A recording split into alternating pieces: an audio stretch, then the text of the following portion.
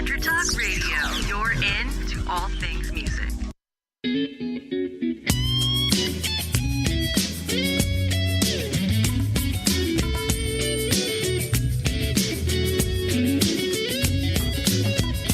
Welcome to Jackie's Groove. Come journey with us through the rhythm of the music business with your host, Jackie Bertoni.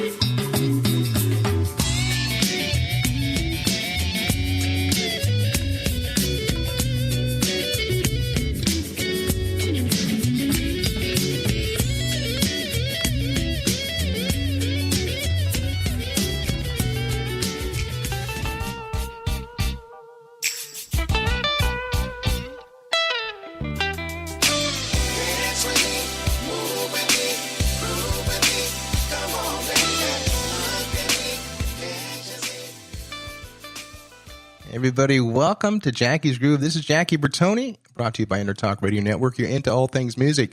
Hey guys, it's a beautiful Friday, August the 18th. The weekend is upon us.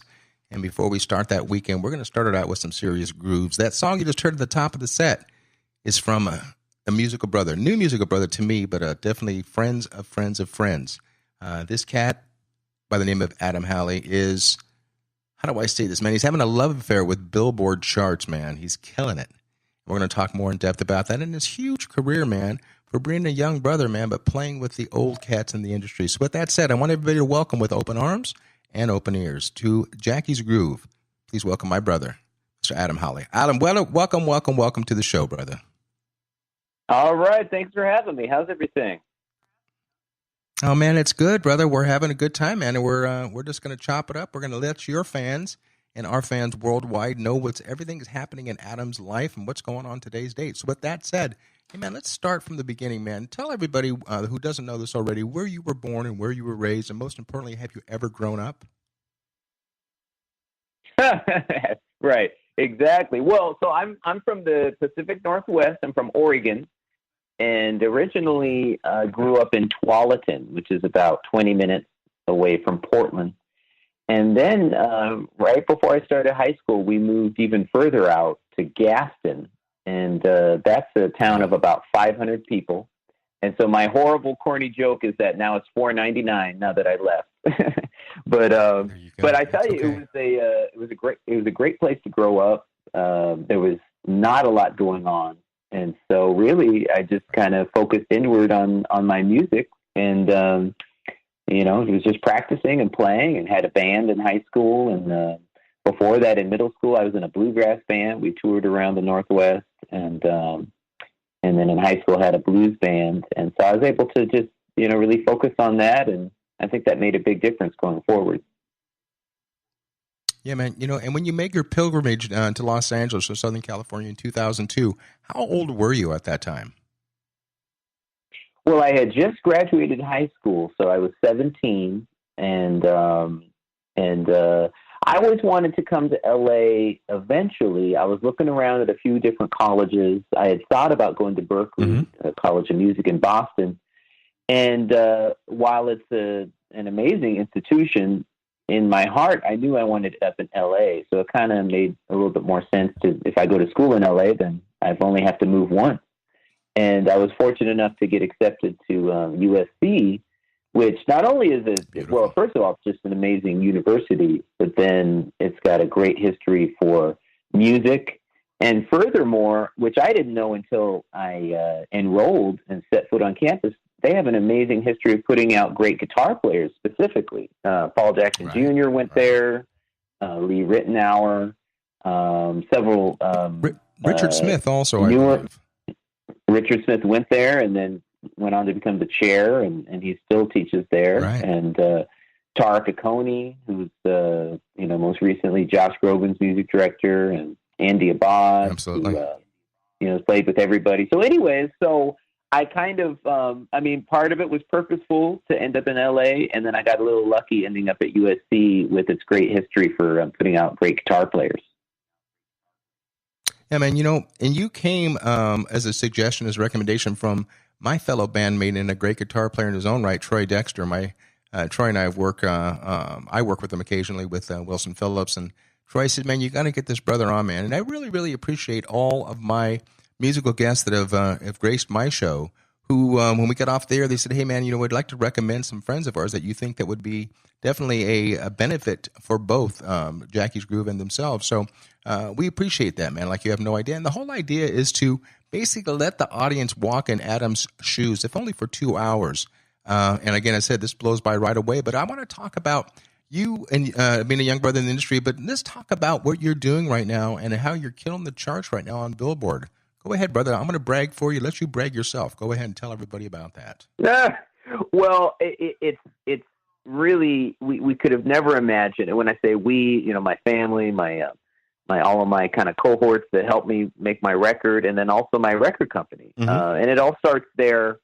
I signed with Kalimba Music back in the summer of 2015, and that label was started by Maurice White of Earth, Wind and Fire, and so it was kind of an auspicious beginning to my career. I signed with them, and then not long after Maurice passed, before my record came out. So, on the one side, you're like, wow, I feel terrible. Maurice has passed, obviously, right. and that's a tragedy. On the other hand, is my record coming out? Exactly, it's kind of like, exactly. It's a hard thing to kind of broach with the record company when, for instance, when my CDs got done, I went to go pick them up, and their offices are in Sherman Oaks.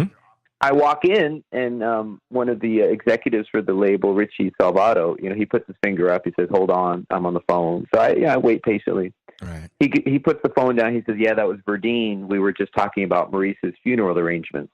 So it's like it was an interesting beginning. But what I will say is, I feel like I've definitely taken that as kind of a challenge to keep the music going, and in his honor. And it was such an amazing honor to be. I didn't.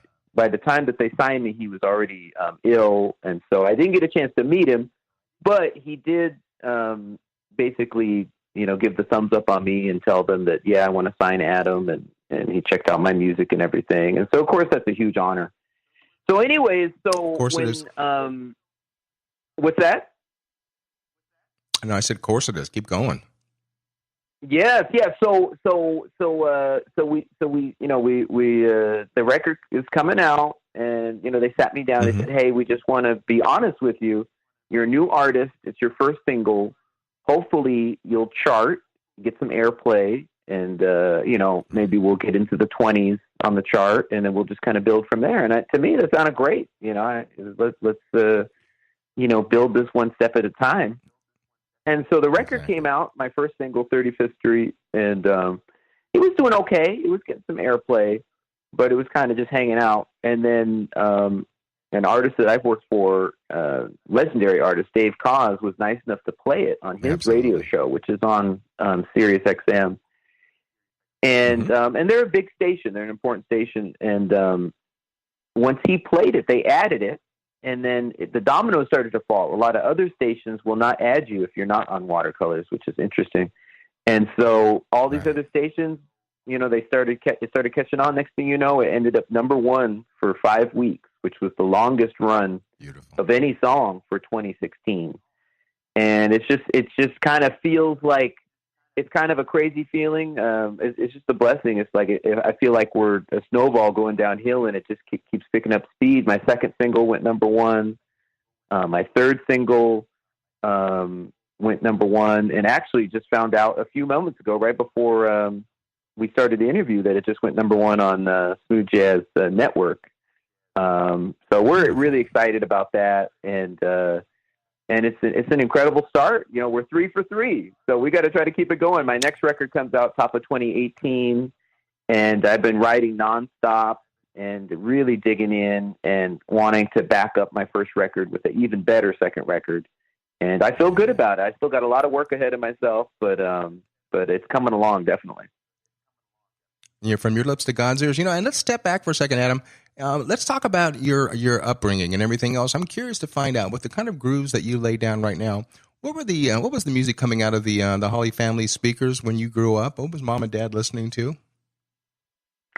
Well, it's funny, a lot of people grow up in a musical household, and I did not. Neither of my parents played music. They don't sing. They don't listen to music. So it's kind of interesting. I just kind of always gravitated to. But one thing I will say I always can look back on and definitely was important is they did have a vinyl record collection, not a large one that, sometimes you hear about, I went through, my dad had 1,000 records or something. Yeah. They had maybe 10, but, exactly. Or probably more than that, maybe 20. But as a 5 or 6 year old, it's a magical experience to pull it out of the the thing is bigger than you, and you're pulling it out of the sleeve and putting it on the turntable and putting the needle on there, and I specifically remember, and now it feels like it was meant to be. I remember playing their copy of "That's the Way of the World" by Earth, Wind and Fire. So it's kind of crazy to sign with Maurice's label, 25 years later. But they had that record. I remember listening to some Elvis that they had. I remember they had a Brothers Johnson record that I used to listen to. And then as I got a little older, I started to buy records myself. Yeah, exactly. And then I found Thriller. If you can believe this, I found it in Goodwill for like $5 or something on vinyl. And so I bought that. I was listening to that. And it's funny, I remember looking at the names of the musicians on there, and then now, a lot of those guys they're either friends of mine, or they're, or I've had a good chance to work with them. So it was definitely, I think that was definitely an important thing, was checking out those vinyl records. And but anyways, I just always wanted to play the guitar, and my mom, of course, was worried. She thought that maybe. I was going to get wrapped up in rock and roll or something crazy. So her thing was, well, you have to play the piano first. And I think she was thinking I wouldn't stick with it. So she said, if you play piano for a year, then you can play the guitar.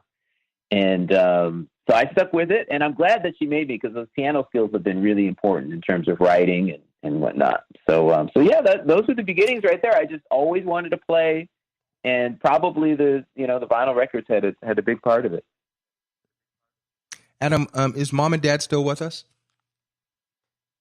Oh yeah, definitely. Yeah, they live up in Oregon, and I asked that because I want to know if have they got a chance. And I'm sorry for this delay we've got. I'm going to try to figure that out on the break. But so mom and dad are with us still, and I say that because as I interview a lot of older musicians, I think it's apropos to ask. And but what I asked that question for is, mom and dad have been around, even though they're up in that area still, and they've got a chance to see their son get a taste of the big time. What is their feelings now that you're actually a gainfully employed musician and a working musician? How do they feel about that? I think they're still hoping I become a lawyer. I played. I'll give you a perfect example, and I laugh at it. I don't take it to heart or anything, but sure. Up in Portland, it was kind of a big deal. When I grew up there, I went to the arena there and saw Eric Clapton play and James Taylor. It used to be called the Rose Garden, where the Portland Trailblazers play, the NBA basketball team. Mm-hmm. So anyways, I had played Portland once before at the Crystal Ballroom, which is a very nice venue. But, I was kind of like, all right, this is it. A couple years ago, I played the Moda Center, where, the arena in Portland. So I'm thinking, okay, they're going to come see me, and this is a big deal. So, I get done playing for 15,000 people or something. I was playing with Dave Koz at the time, and we were opening for Barry Manilow. And so I see them after the show. I'm thinking, oh, this is kind of cool. They just saw me, at an arena or something. And then so after the show, they said, yeah, so is everything okay? Are you getting enough work? So I think for them, but my dad, he's a truck driver. And so, it still doesn't quite add up, that I play the guitar and it pays for all of these things. So I don't know if they'll ever comprehend it. That's all right. I get it, because I myself, I wouldn't say I had doubts in myself, but, it's like when you're getting close to finishing college and you're like, wow, you start to think about the bills and how am I going to string this together. And, and then I'm going to do all this playing the guitar, but I feel fortunate. I've been working, and, I've been on the road now, 10 years or something. And, and it's been going good so far. So we'll try to keep it moving. Adam, do we have any babies in the family household? Yes, me and my wife have Adam Jr. He's 8 years old, and he's in third grade, so he's in school right now. So he's a lot of fun, and we love to bring him out to the show. People love to meet him, and he loves to help sell CDs so he can get his commission from me. So I used to pay him a flat rate, and then I realized, hey, I can incentivize him a little bit. So I said, you can have $2 per CD that you sell. And so he really took to heart. He goes table to table. If it's a club, he goes table to table trying to sell CDs. And if it's a festival, then he'll just stay at the signing table with me and help open CDs and whatnot. So we'll give him a little taste and try to build some work ethic in him. Absolutely. And I asked that question, man, because the us being musicians, we don't have the 9 to 5. So our babies don't know the difference itself. But does Adam Jr. understand what Dad does? Does he actually get a grip on what Daddy does?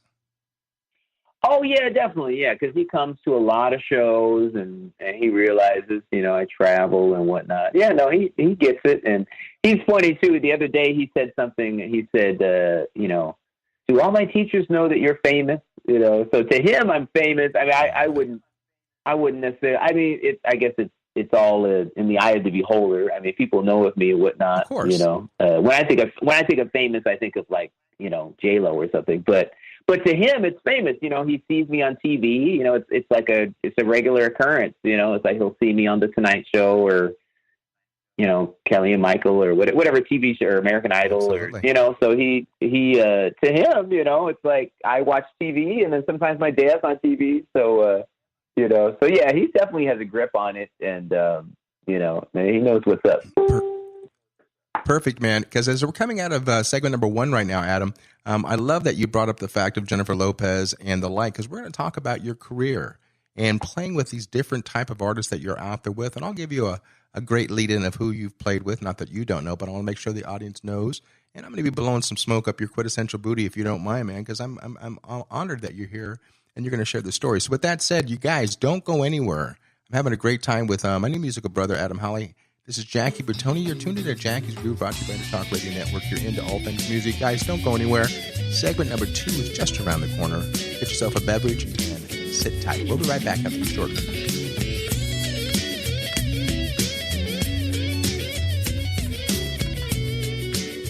Are you serious about your music? Are you ready to run with the big dogs? The experts at Pitbull Audio have the gear to get you into the game. From leading manufacturers like Mesa Boogie, Fender, Pioneer, and American Audio. To sound your best, you need the best. Pitbull Audio can deliver in rehearsal, on stage, and into the big time. Dropping beats, shredding guitar, or making the crowd roar. Whatever you dream, Pitbull Audio can help make it happen. We are Pitbull Audio. We want you to play it loud. PitbullAudio.com. You know what's all around you every waking moment of your life? Marketing. You're choking on it. I'm Scott Robertson, and when it comes to strategic PR, branding, and marketing, I've seen it all. And actually, I'm still seeing it because bad marketing never sleeps. Join me each week on May the Best Brand Win, right here on Intertalk Radio, and learn how to make the marketing for your brand unforgettable. The Moyer Entertainment Group, in conjunction with Daddario, Radio Airplay, and Looploft, is keeping music in our local schools and presenting local talent to the world through the Temecula Valley Music Awards. Submissions for entry into the TVMA 2017 season are now open in all genres, including a youth category for artists under 18 for the October 7th Star-Studded Awards Show, where 100% of the proceeds go towards supporting local music education in the Temecula Valley. Details, tvmawards.org. Make this your vinyl night. I'm John J.R. Robinson, and every week, music creation comes alive through stories, experiences, and sounds when vinyl records filled our hearts and minds. My friends and I share our tips and techniques used in creation of iconic tracks for recording artists such as Michael Jackson, Eric Clapton, Quincy Jones, and Steve Winwood, to name a few. Vinyl has emerged hot, and the soul of vinyl defines art and passion which burns deepest at night. Tune in every Wednesday at 2 p.m. Pacific Standard Time on EnterTalkRadio.com. Todd Zuckerman from the rock band Styx, and you're listening to my pal Jackie Bertoni on Jackie's Groove. Groove on, motherfuckers.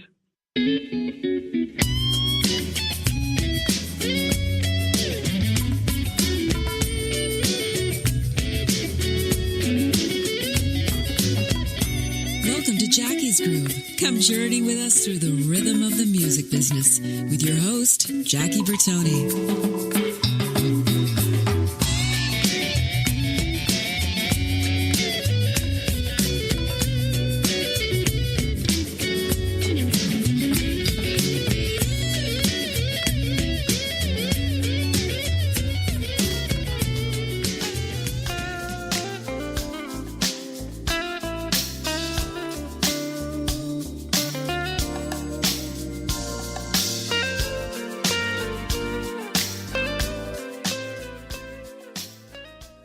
Everybody, welcome back. We are back. Segment number 2 of Jackie's Groove. This is Jackie Bertoni, and we're brought to you by the wonderful and everly, we're brought by a big company. So I'm ready to sneeze here. Forgive me for saying that. But guys, welcome back. I'm talking to my musical brother, man, Adam Hawley. And I got to tell you, I'm going through his bio here, and I want to talk about his solo career, but I'm also just intrigued by the people that he has under his belt and on his resume. And I'm going to go ahead and blow a little bit of smoke. We talked about a second ago to Jennifer Lopez, J-Lo, but he also has been gracing the stage with the Backstreet Boys, one of my favorite singers, Josh Stone, and the dearly departed Natalie Cole, Dave Koz, as he mentioned, Layla Hathaway. Man, the list goes down the line, and my girl, Sheila E. So with that said, Adam, welcome back. I want to ask you a question, man, because this song that we just came out of the break, give me the genesis, give the listening audience a genesis, where that song's all about and where it came from. Well, that was my most recent single. It's still on the airwaves, I Don't Mind, featuring Euge Groove. And, you know, there's so many different ways to write a song. Sometimes it starts with a groove. Sometimes it starts with a bass line. I just wrote a song last night at like 2 a.m. that just started with the bass. But that song, I just came up with that melody idea, and I thankfully recorded it. I try to record everything I can on my voice memo app on my phone. And anytime inspiration hits, when I feel like I'm really on to something, and that I really felt like I was on just that melody idea. Boo da boo da boo, boo da boo da boo, boo da boo da boo da da da. You know, it's like it was just so infectious to me. And I was like, so that's all I had was that. All I played was the melody on my guitar. And then when it came time to start working on my record, I always go through my voice memos. I came across that. And I was like, man, I have to find a way to write a song as good as this melody. And so that's where that one came from. And I'm really proud of that song because, you know, smooth jazz, for better or for worse, sometimes gets kind of the label that it all sounds the same. And I felt like that was a song that could work on contemporary jazz radio, but was different and had a unique vibe and had my voice to it. And so I'm really proud of that song. That's probably the one I'm most proud of. Well, I'm proud of all my songs on my record, but I felt like I was able to kind of bring my vibe to that one. And, you know, and it's definitely, I feel fortunate for it to top the chart, where I feel like, you know, my voice was really coming through on that song. Yeah, you go, boy. You know, and I'm looking at the situation. You know, we have a lot of friends. I mean, you say Euge Groove. I mean, I know him as Steve Grove. Steve and I worked together for years with T.O.P. and along with Richard Elliott and such. You know, and you work along with a good buddy of mine, Daryl Walker, D.W. And I'm on Daryl's new album. And it's actually a song produced by Jeff Lorber. And I go back all the way back to the days of Jeff Lorber when he had the saxophonist by the name of Kenny Gorlick playing for him. So it's funny how we all talk about, you know, our inspirations growing up, and then we find later in life that we're actually on stage, you know, playing with these people, like the aha moments, pinching yourselves. I mean, we've been blessed here on Jackie's Groove to interview 2 different generations of Earth, Wind, and Fire. I mean, currently right now, John Paris, one of my dear friends, is up there killing it on drums, as he's been for the last 15 years. And then I had on Sheldon Reynolds. And coming up, I got Morris coming up on guitar currently. It's amazing. And one of my dearest friends, David Romero, who actually beat me out of Earth, Wind, and Fire years ago. But it's so nice. And I've got Larry Dunn coming up. And I've got, you know, Al McKay's coming around the corner. So this is the old school of Earth, Wind, and Fire. I'm a huge fan, man, and always will be. So when I'm hanging out with the boys, I'm just blown away because this is the stuff that I grew up with, you know. And as I said, again, have I grown up? But I want to ask this question, man. When you talk about you and your fledgling career, not only as a solo artist, but when you go out there and those names stop dropping, like, hey, man, we're looking for this cat and a guitar player. Maybe we want a guy that can riff. We want a guy that can skank and groove and so on. And we want a little bit of eye candy also. What do you think, other than your talents of playing, draws you to these amazing artists? Why are they calling Adam Hawley? Well, every gig has a different set of parameters that they need from their guitar player. And and I started to see that it's like there's way too many great guitar players. There's way more than there are gigs. So you have to find a way to differentiate yourself and to have a niche.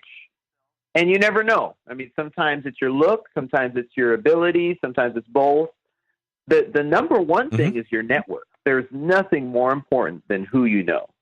Amen. It's even more important than your talent, you know. And that's not to say you have to be supremely talented. You have to be one of the best. But everyone is one of the best that's out here working, you know. So I prioritize my networking above everything. I have I keep in touch via social media, via phone calls, text. You know, I just hit people up. If I haven't talked to them in a while, just call. You know, I used to go out and go see music, go to jam sessions constantly until things really started going. So all of that really, really plays a huge role until you become a little bit more well known. Nowadays, a lot of times I get called because I have some specific skills that maybe some don't. You know, I'm a really good reader, and most guitar players aren't. And then when you couple that with I can play pretty much all styles well. Now that's not to say I'm not Van Halen, you know, but I can get in the ballpark. I'm not Wes Montgomery, but I can do that. You know, I'm not Jubu, but I can sound like him. You know, there's a lot of things I'm not, but I do a lot of things well. And then you couple that with reading. There's very, very few people that could do that. So that's been something I focused on. I worked on my reading a lot. I'm lucky, you know, thanks to my mom that I started on classical piano because that helps with my reading. Beautiful. So when you put those together, being able to play different styles and read, you know, now I'm known for that. And a lot of calls I get are specifically because of that. And sometimes, truthfully, they would have called somebody else, but they needed reading. And so they called me, and that's fine. And whatever gets you in the door, you know? And I agree 100% behind that. I'm sorry, I just jumped on there. I agree 100% behind that. I don't read or write as a percussionist.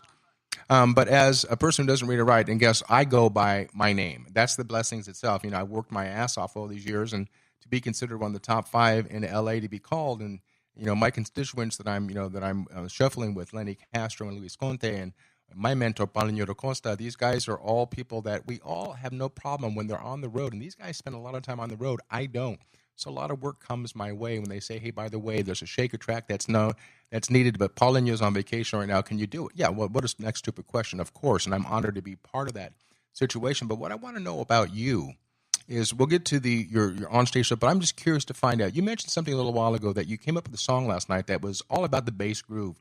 I know myself personally, Adam, when I'm in the studio, 9 times out of 10, when I go into a session, I usually lay down shaker tracks first because to me, that is the glue that keeps the whole groove together. That's just me.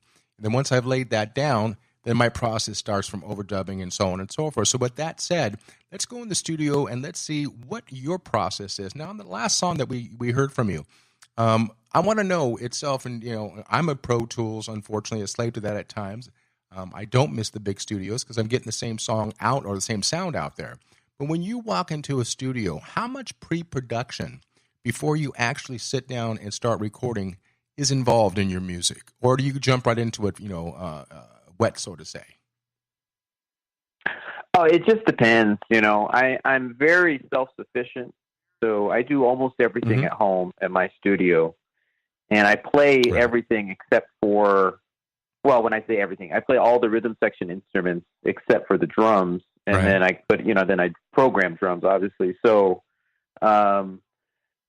I do a full it could be the demo or it could be the final product. It just depends on how I feel about it once I finish it, you know. And when I'm getting close to a song and starting to feel good, all the elements are there, the different sections, verse, chorus, bridge, etc.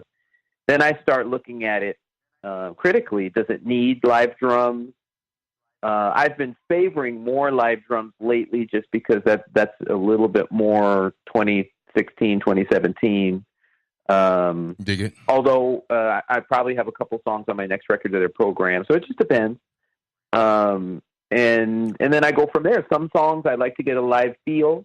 So last week I went into a studio and we cut bass, drums, and keys live, and I just produced. I didn't play at all.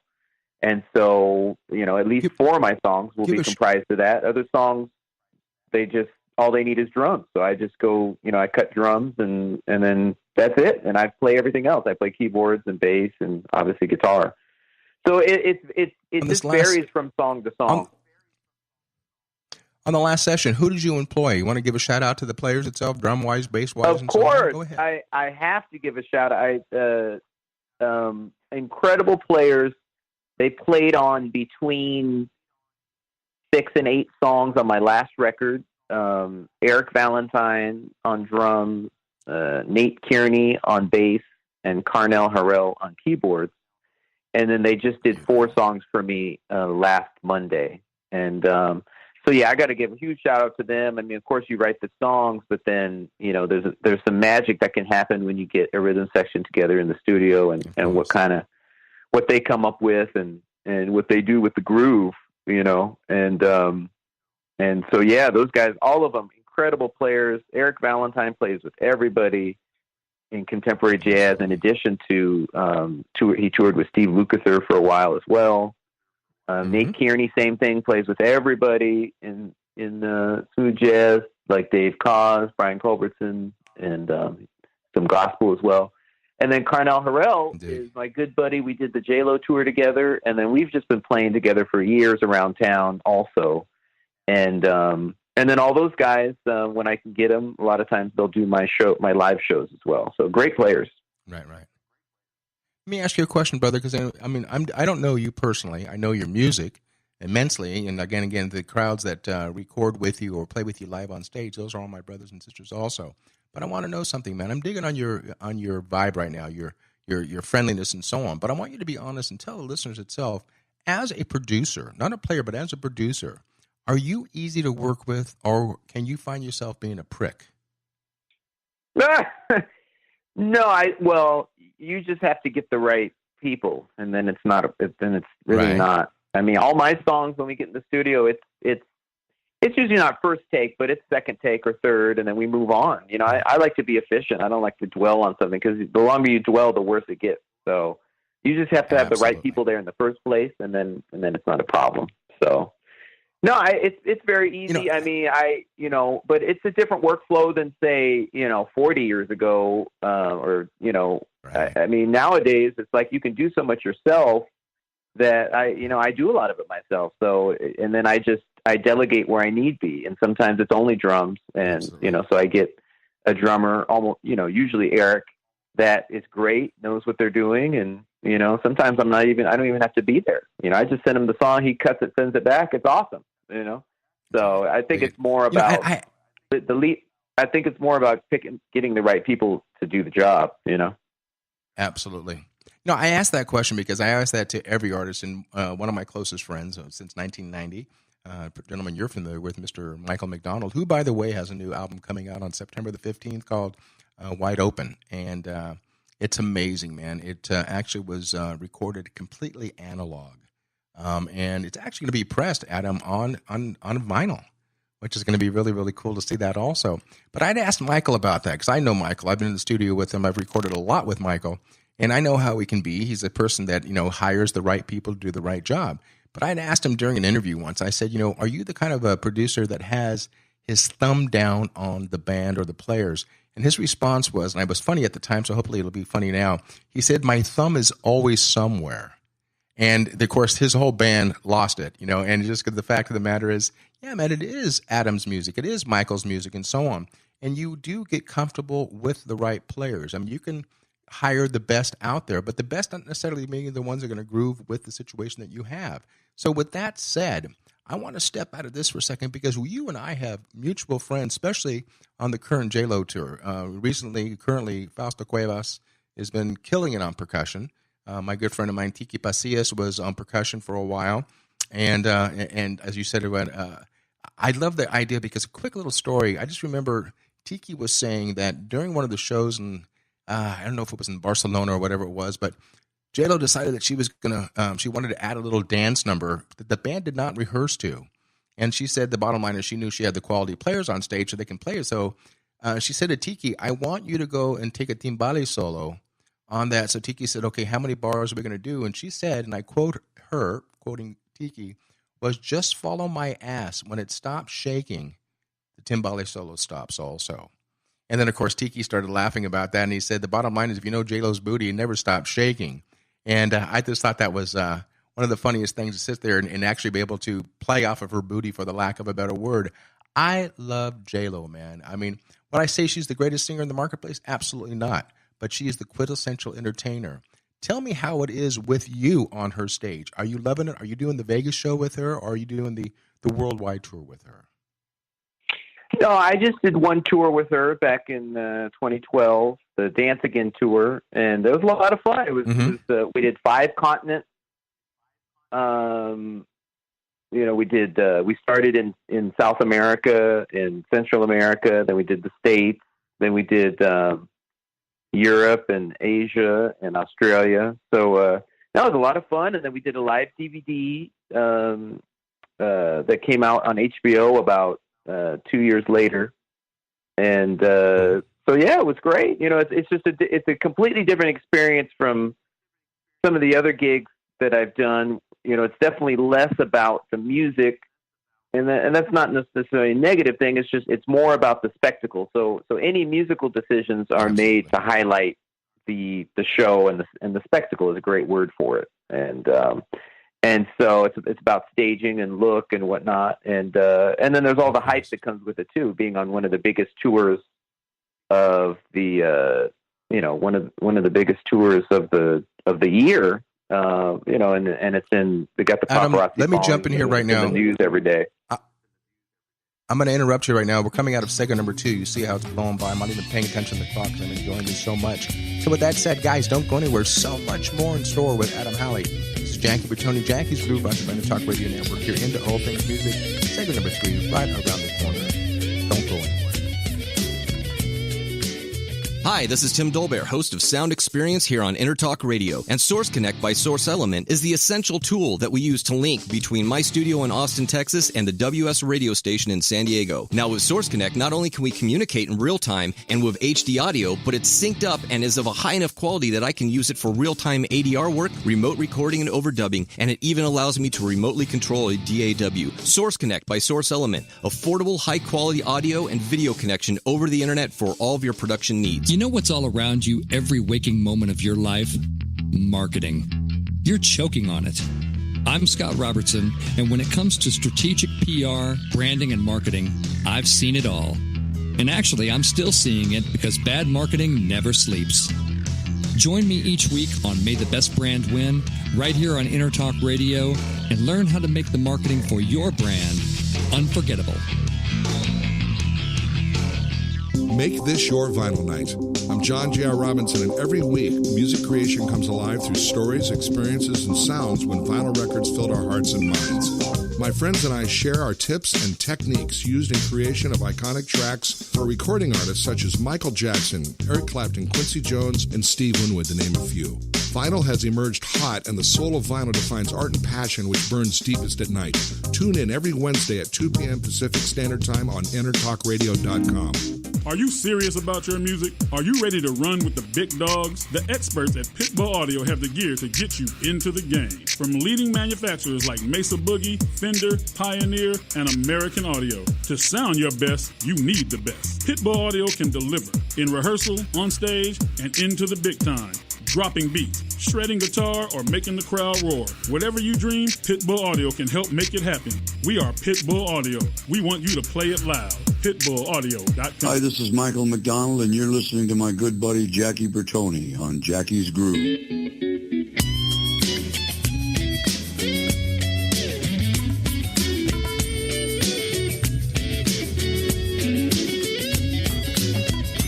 Welcome to Jackie's Groove. Come journey with us through the rhythm of the music business with your host, Jackie Bertoni.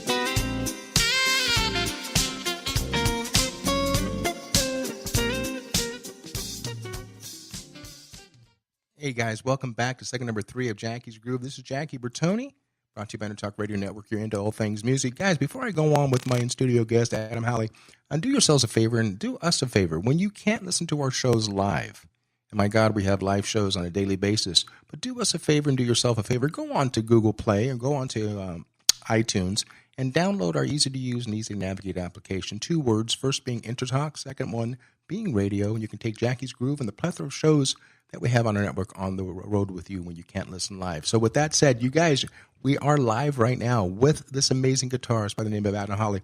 Adam, tell me about that song we just came in with. Who was blowing sax on that tune? Oh, so that was my first single, 35th Street, and that was Eric Darius on there. And I have to give a shout out to him. He was actually the very last musician that recorded on my record. And I had always felt, I wrote that song in 2005, 2006, and always felt like that was going to be my first single.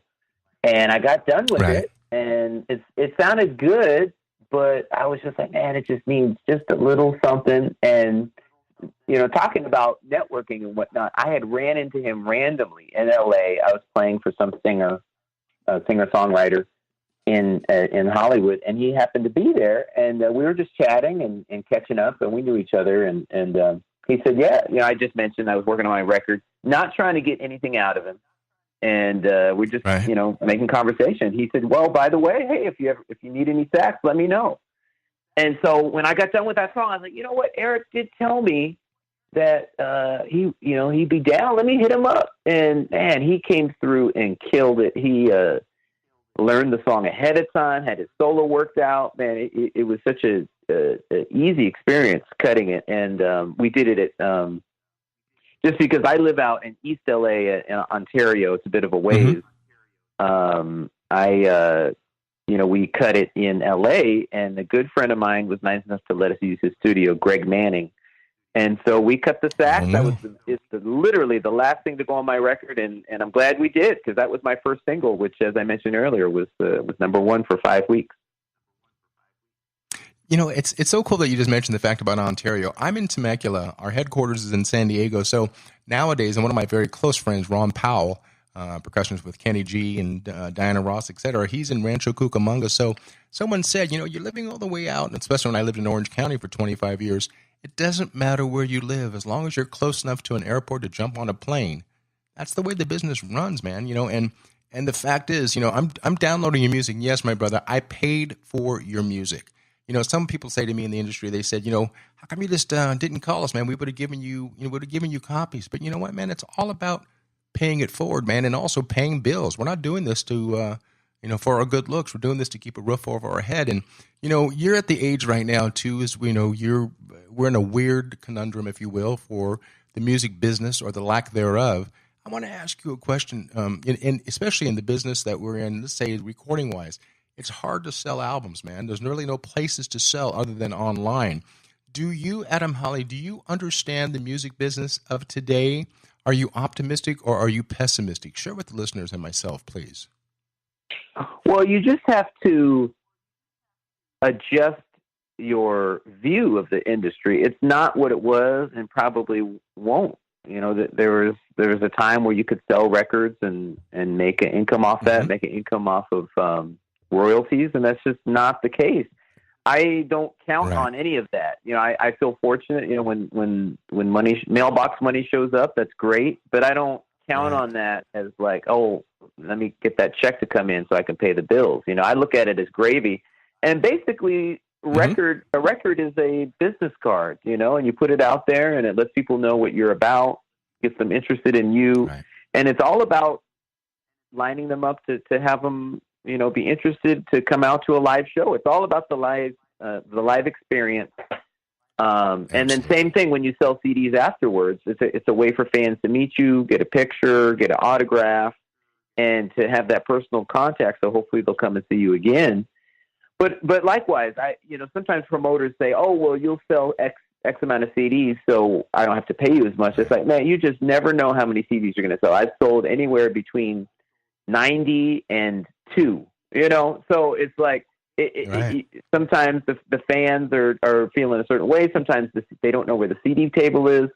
Sometimes if you play earlier, they don't go buy CDs till the end, and sometimes it's an hour and a half line, so it goes both ways. So, but I'm encouraged, but I guess in a way I don't have to look back at how it was and be depressed about it. Right. And for those, my contemporaries that made a lot of money on royalties and record sales, they probably are looking at it like, wow, this is a drag. But for me, I'm starting. My first record came out in 2016, and I'm seeing progress. I'm seeing forward momentum. So for me personally, I'm encouraged. Yeah, and I mentioned that because we were blessed here on Jackie's Groove. We were the last interview with Al Jarreau. In fact, Al was in my house for 3.5 hours. And I'm going to tell you, Adam, I was beside myself. I'm sitting down having a nosh of food and listening to the history of this beautiful man by the name of Al Jarreau. And I asked Al the question, the same thing I asked you, are you optimistic or pessimistic? His response was to me, Jackie, I'm nervous. And not nervous for Al, because thank God for royalties, thank God for publishing and so on. But he said, I'm nervous for the youngins coming up in the industry itself, and I've talked to Jay King from Club Nouveau, to Brian Alexander Morgan, another great producer, and they both actually shocked me because they said they love where the music business is right now, and if you're not loving it, you're not in the business, or you're not going to make it. And that makes sense all the way around. Now, with that said, I'm going to ask you a question, and I want you to be honest with me, and I think it's a fair or maybe an unfair question, but in sans or in lieu of monetary rewards, if Adam only had one choice, live performance or studio, what would you take? Oh, that's hard. They're both important and they're both a lot of fun. But I guess, if you got to choose one, I guess it's live, because you can't beat a live crowd that's enjoying the show and and that interaction. You get people dancing and they're having a good time, and then they come up after and right. I've had people come up and tell me, man, your song gets me through the day. I listen to it first thing in the morning when I go to work, and that's what gets me going. And little stories like that, they keep you going and you feel like, hey, I'm onto something here, and I'm doing something positive that people are reacting to, and have people sometimes put up a YouTube video that they learn one of my songs, and so it's a great feeling. So I guess you'd have to choose the live. And Adam, let me ask you this question also, another unfair question, but it's, some of the listening audience wants to know, does Adam have a favorite player? I'm just looking at Eric Darius's background here. Do you have a favorite guitar player that you really emulate and love?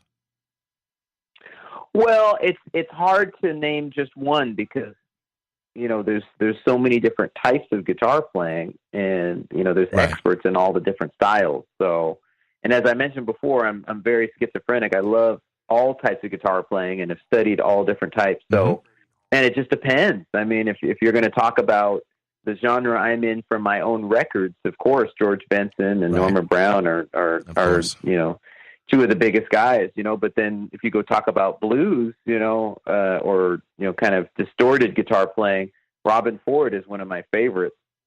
And then if you go to traditional blues, all the kings, B.B. King, Freddie King, Albert King, and then there's Jimi Hendrix. I mean, they're all, I love all of them, and I've studied all of them. I've transcribed all of them note for note, and all of those go into my playing, and it just depends on the day. If I'm doing my show, then I play, with my voice, and if I'm playing for somebody else, I play the appropriate style for that song, especially a session. A session, I'll channel whatever it is we're going for. Live, you just got to survey the landscape. Am I here because they want me to be me, or am I here because they're looking for a specific sound? And then that's kind of a case by case basis. But definitely for a session, it's like if they're looking for a certain vibe, I channel that, and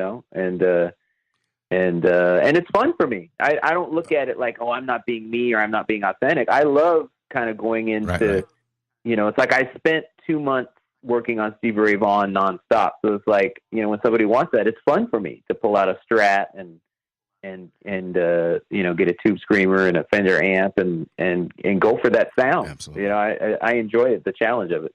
So it just depends. It really depends. That's a hard question because I don't have just one. Let me ask you this question. In fact, I want you to write this down if you get a chance. There's a great DVD out right now. It's an award-winning DVD that we on Jackie's Groove and Talk Radio are very, very proud of being part of the promotion. It's called The Hired Gun, and it's produced by and directed by Fran Strine, a buddy of mine. And it's all about what you, Adam, and Jackie does. We are the Hired Guns, the name, unfortunately, below the marquee that doesn't get the props that we want. I know there's a great Academy Award-winning DVD out 3 years ago called 20 Feet from Stardom. And a lot of our mutual friends, in fact, I just interviewed Lynn Mabry a couple days ago, and she starred in that also. But I want you to check this out because there's amazing guitar players, great interviews with Steve Lukather and Jay Graydon and so on. I think you'd really, really enjoy this. In fact, I just watched it again last night, and it's all about us, the unsung heroes that are supporting the big names, and I think you'd really enjoy that.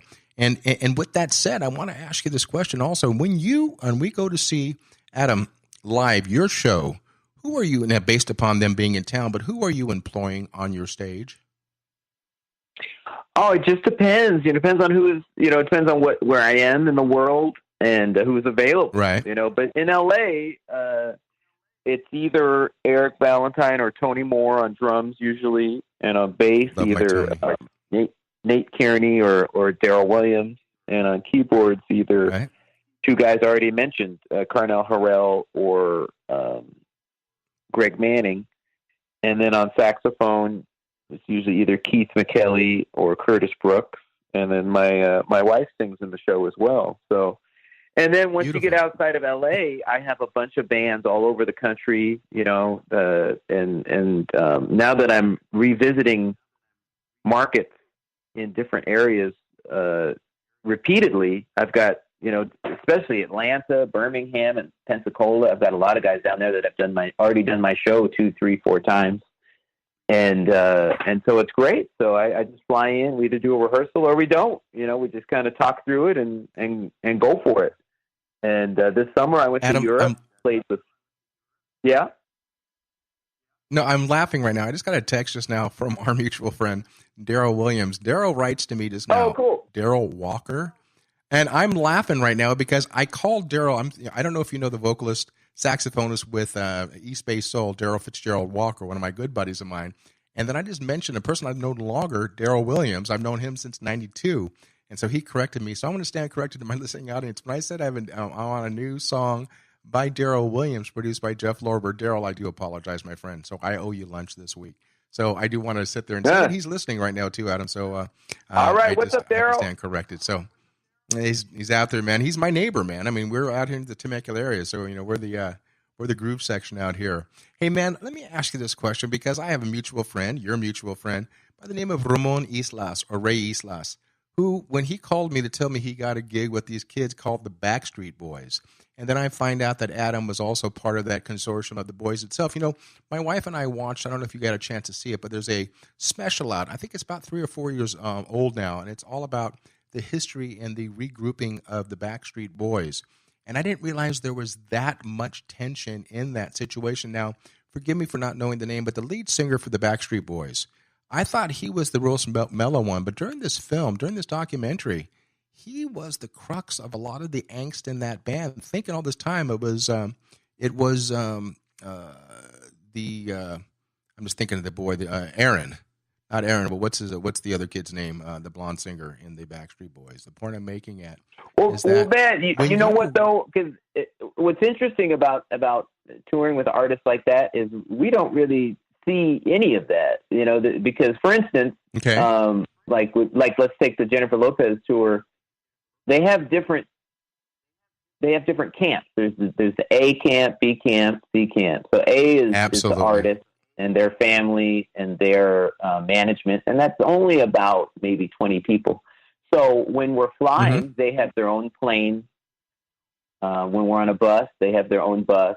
And so you never see them except for on stage. And then B camp is the band and the dancers, and then C camp is the crew.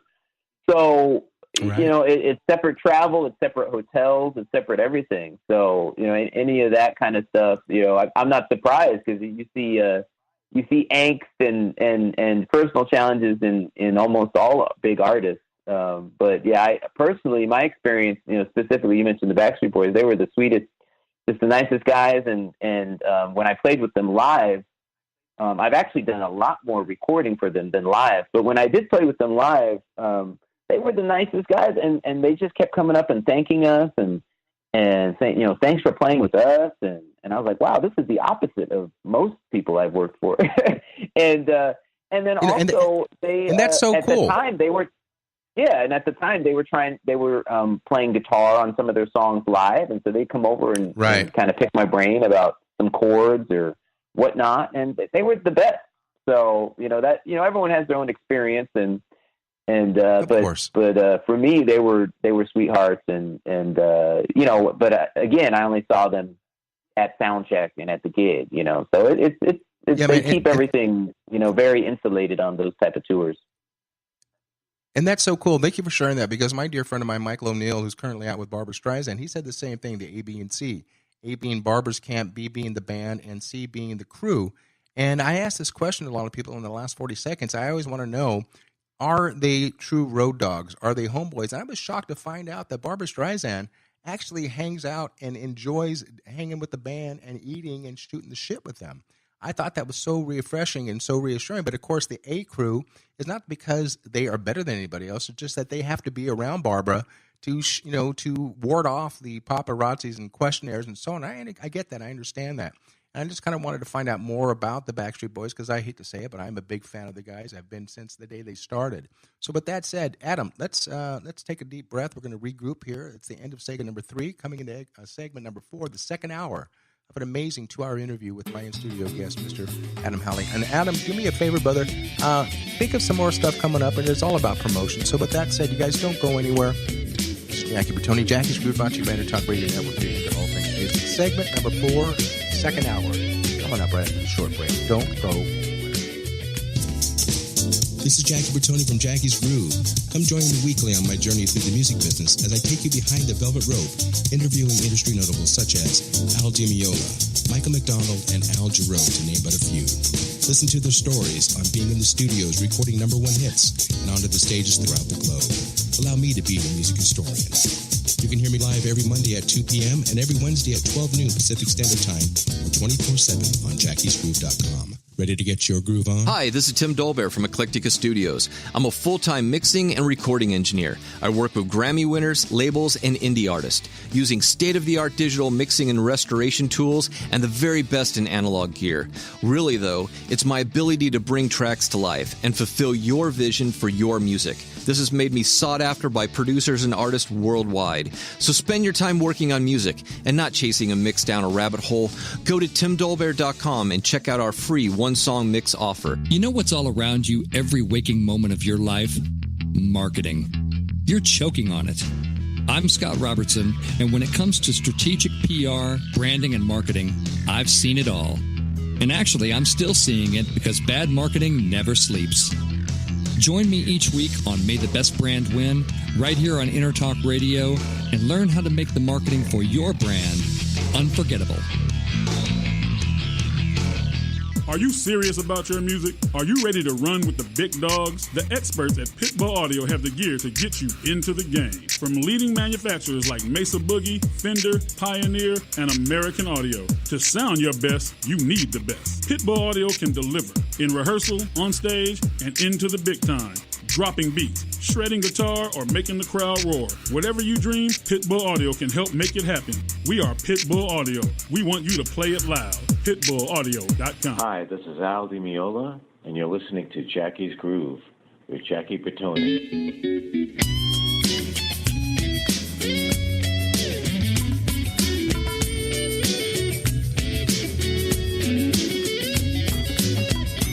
Welcome to Jackie's Groove. Come journey with us through the rhythm of the music business with your host, Jackie Bertoni.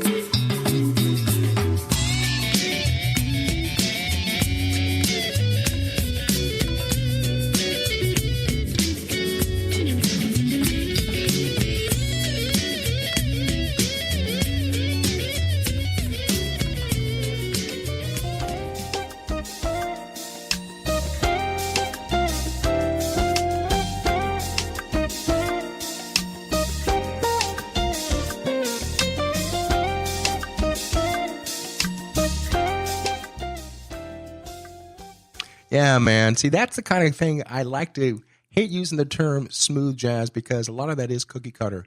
But let me just tell you something. That groove you were just listening to is brought to you by my in-studio guest by the name of Mr. Adam Hawley. And with that said, you guys, I want to do a little bit of business if I can quickly. I want to say thank you to our sponsors. There's the one that keep this crazy ship afloat and the lights on.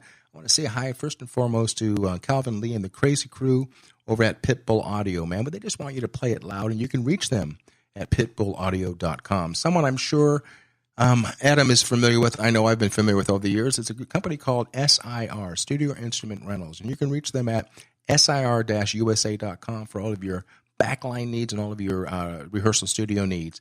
And then all people that are more and close to me, my cymbal company, who I've been with for 23 years, that's Sabian Cymbals, SABIAN Cymbals.com. Thank you guys for your support, and also my drumstick company for the past 24 years, which is Vater Percussion. That's VATER.com. Thank you guys for the good wood. And also our upcoming sponsors, Drum Workshop, DW Drums, the best in the industry. You can reach them at dwdrums.com. And a company that I've been with for the past 28 years, believe it or not, 28 years as a percussionist with LP Music Group. Thank you guys for your belief in my career and the belief in Jackie's Groove. So now that we paid some bills, let's get back to talking about this brother by the name of Adam Hawley. And Adam, let me ask you this question. We talked about this on the break and right before we came off of segment number 3 about the fact about, J-Lo, the Backstreet Boys being road dogs. And I know what the word road dog is. You know it also. And I understand that there's insulation on the upper echelon of players. But the people that you've met, isn't it kind of nice to know and a little bit reassuring that they understand they put their pant legs in on one at a time also? So with that said, when going back to J-Lo, did J-Lo ever get a chance, or did you ever get a chance just to hang out, shoot the shit, and eat some good food and just kind of get into the vibe like that itself? Or was she always a person that stayed away from the players? Well, it's to answer your question, no, but that also was a specific kind of thing with her. She had her twins with her, so it's like you can imagine it's enough to be on the road and then have your kids with you, So I think she had her hands full trying to raise two young twins. I mean, I don't remember exactly how old they were. Maybe they were 4 or 5 years old. So to have 2 of them running around, and then you're trying to do a world tour at the same time. So no, that was more one that was a little bit more insulated. Probably the most of all the tours I've done. And is there a tour in your illustrious career that you've done so far to date that you can actually smile and know that you would love to do that over and over again? What tour was that? Do you want to share with us? Oh, that would be my own. I went. Good answer, brother. Good answer. For a month, and we had a blast. It was incredible. I did a festival in Spain, and then I did 5 shows in the Netherlands, and then went on the cruise with Dave Koz, and then on the way home stopped in Atlanta and did a couple nights there too. So that was a blast. It was a blast to be out for a month doing my own Good music, answer. and that's primarily what I'm doing now. I have 50 shows this year, and so that's the priority. You know, I still take sideman work here and there, but if it conflicts with my own dates, of course, I keep my own. And so that's the focus. I mean, in terms of when I was primarily a sideman, I mean, all the tours were great for different reasons. You know, and all were under different circumstances. Some you rehearsed for a long time. Some of them, the first time I played with the artist was in front of 5,000 people, you know, so it's just, right. They're all different experiences and all were a lot of fun. I mean, I definitely look back at some memorable ones. Definitely, you know, anytime I played the Hollywood Bowl, it was definitely magical to, you know, when they spin the stage and you see all those people out there. So, I mean, I always look forward to whenever that pops up on the calendar. And there's something about going to Asia too. Every time I'm in Japan, especially just the audience, and how they embrace music there is just, you know, it's just a whole other level beyond anywhere else, really, you know. And so I love doing the Blue Note and the Cotton Club and all those clubs. And probably the clubs, even though it's fun to play for 20,000 people, the clubs probably are the most fun when you get an audience reacting and hanging on every note, and you've got them, you know, only 5 feet away from you. Those are probably the most fun. I mean, you know, it's kind of crazy when you do an arena tour for 6 months, which I've done, I guess now 3 separate 6-month arena tours. It gets kind of weird. You walk out there, oh, there's another 15,000 people. Okay, let's do the show. You know? Whereas when you got somebody eating dinner 5 feet from you and staring at you, you know, it's kind of, there's almost more pressure. You know, they're right up on you. They can hear every little, you know, thing. And so, but it makes you focus and really bring it. See, and that's so cool that you said that, because I mentioned the aforementioned interview I had with Al Jarreau. I had asked Al about the size of stages. You know, he said, Jackie, I played in front of 100,000 people, and I played in front of 100 people. And I said, what was your preference? And Al said, you know, to be honest with you, Jackie, I like playing in a small, intimate venue, a small bistro. He goes, I love to be able to look down at the woman in the front row and say, I love what you're wearing. I love the fragrance that you're wearing. He goes, and forgive me for sweating on your husband's blue suede shoes. And when he said that, he drew this picture, man, because the bottom line is, I've experienced, you know, crowds of 100,000 people. To be honest with you, it scared the shit out of me. And, you know, and it was not, you know, you get lost in this shining sea of faces. So yes, I do prefer a smaller venue, you know, just because that whole vibe, you don't have to worry about, you know, you're being heard even if the microphones drop out, you know. So, but you know, and you mentioned the fact about the word smooth jazz. Now, the girl that does my radio advertising, my radio bumper spots, her name is Talaya Trigueros. She was and still is one of the on-air personalities for 94.7 The Wave here in Southern California, Los Angeles. And she always believed in me being on the radio, and she's one of my main inspirations. So she gave me her voice as a gift. And the fact is, we always talked about smooth jazz. You know, I wish, in fact, there's a great station in San Diego called KIFM that plays the great smooth jazz in the vein of Adam Hawley. Something with a groove, not something. I'm not going to mention any people out there in the music industry and smooth jazz that basically killed the industry. I won't mention any names, Richard Brumer. But the fact of the matter is, it's just that music was irritating to me. It lacked the groove. And the songs that had the groove, they weren't on the playlist of the songs in LA. And so with that said, when you toured, you said in the Netherlands and abroad, how much airplay that you knew of or were told that you were getting that would actually, people would come out and see Adam Hawley? How did you track that, of how much airplay you were getting abroad?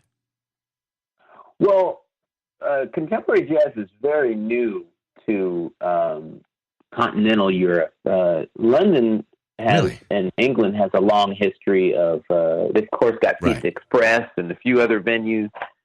But the rest of Europe, it's kind of an untapped market in a way. And my goal is to really push into that market and try to build it over time. And so I was doing it was kind of a pub tour. I did one larger club, but the rest were pubs.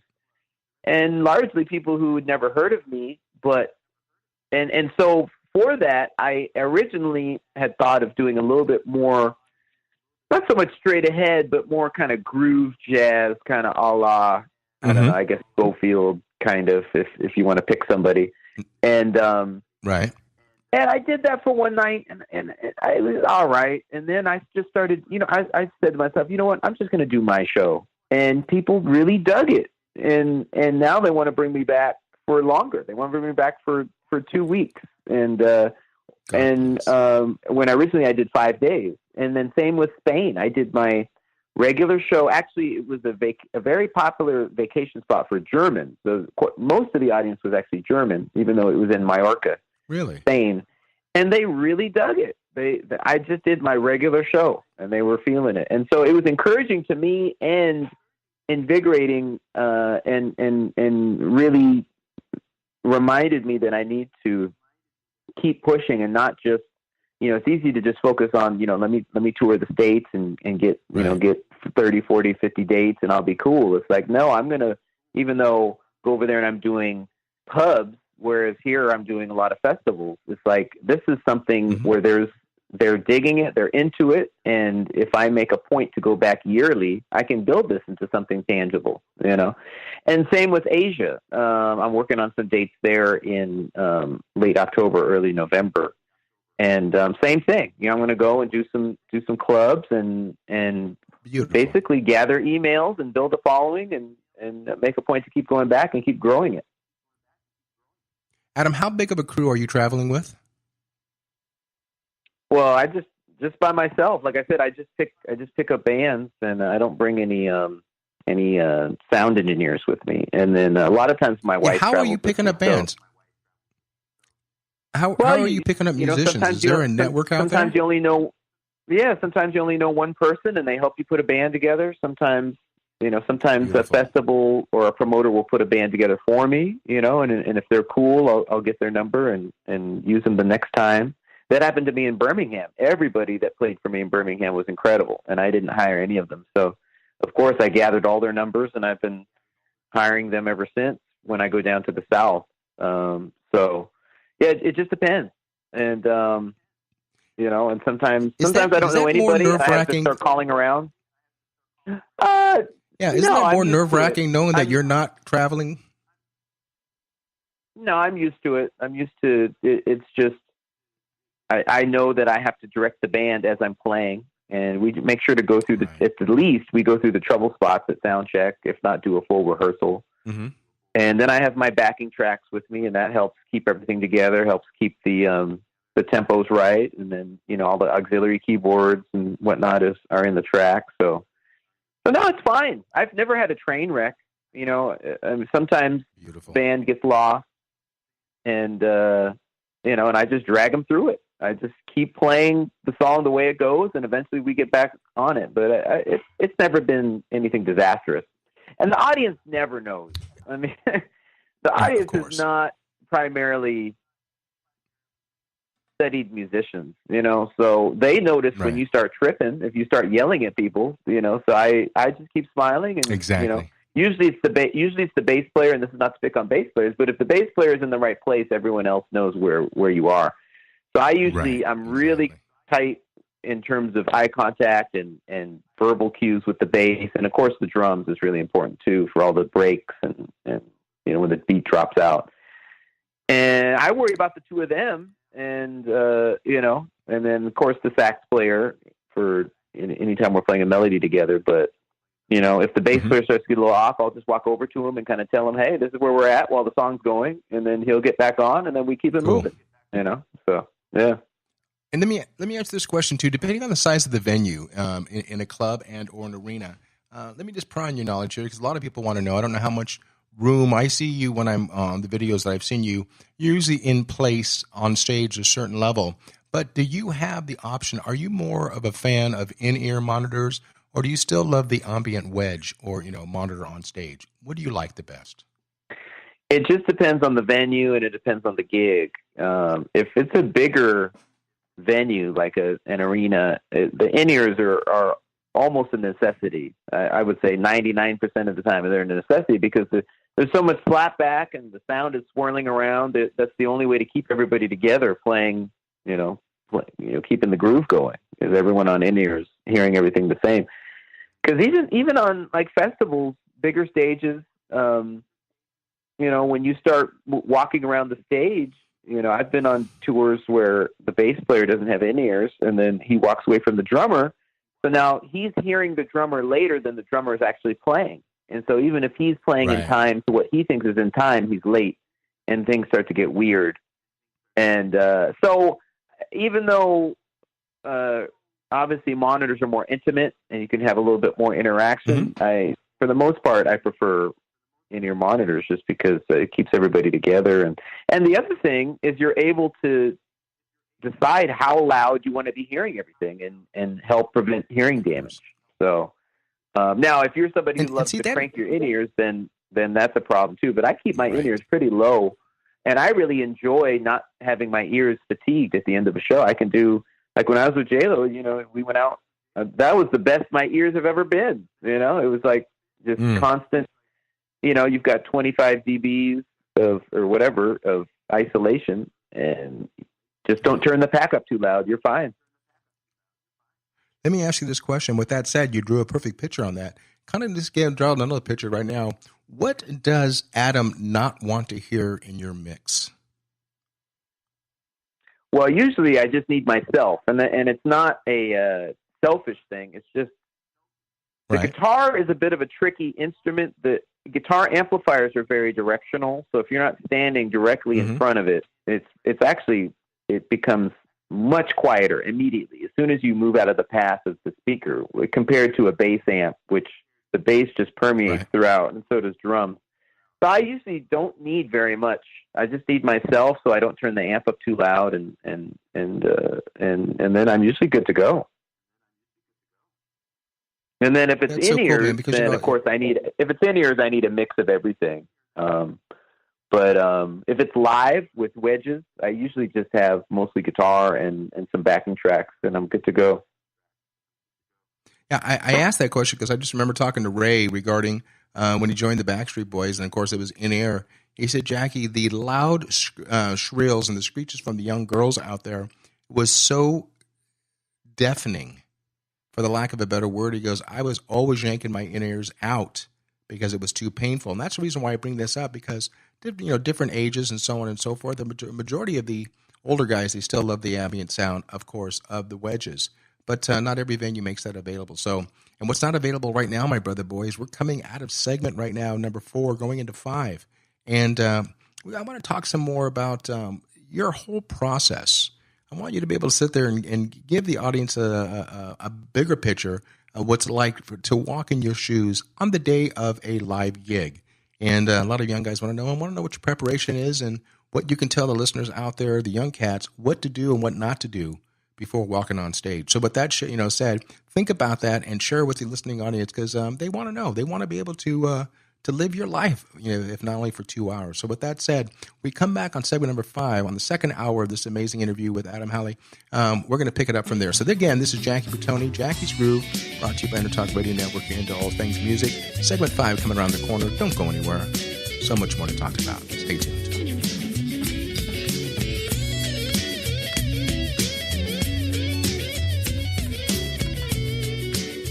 Are you serious about your music? Are you ready to run with the big dogs? The experts at Pitbull Audio have the gear to get you into the game. From leading manufacturers like Mesa Boogie, Fender, Pioneer, and American Audio. To sound your best, you need the best. Pitbull Audio can deliver in rehearsal, on stage, and into the big time. Dropping beats, shredding guitar, or making the crowd roar. Whatever you dream, Pitbull Audio can help make it happen. We are Pitbull Audio. We want you to play it loud. PitbullAudio.com. You know what's all around you every waking moment of your life? Marketing. You're choking on it.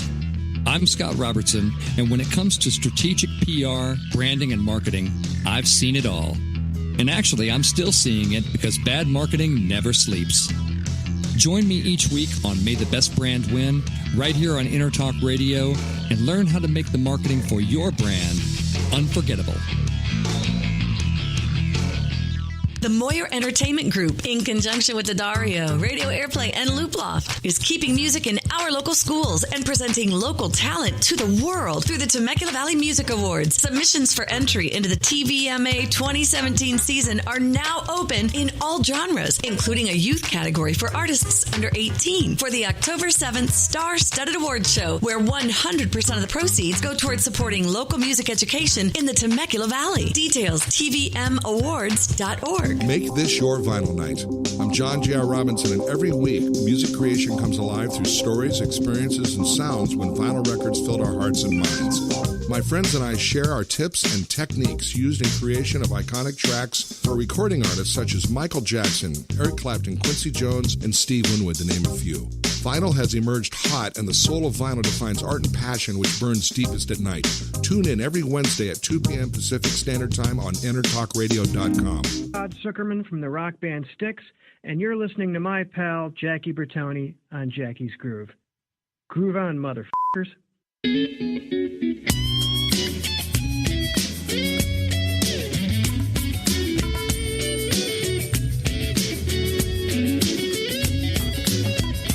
Welcome to Jackie's Groove. Come journey with us through the rhythm of the music business with your host, Jackie Bertoni.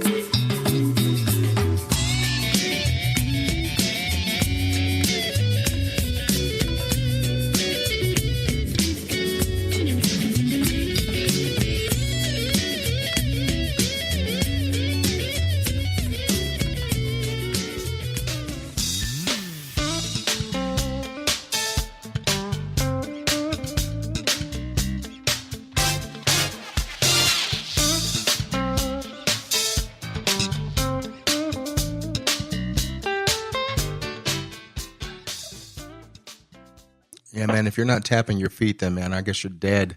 Because that stuff is some serious groove right there, man. And that's brought to you by my in-studio guest today, Adam Hawley. Hey, guys, Jackie Bertoni, Jackie's Groove, segment number 5. And I want to jump right into the crux of this for a second, Adam. Welcome back. Hey, I have to ask you a question, man. With this vibe of smooth jazz, contemporary jazz, and so on, that straight-ahead groove, when you walk on the stage with my girl, Sheila E., how do you switch it up, man? How do you become such a quintessential chameleon? And what exactly are you or are you not playing on Sheila's gig? Share with me.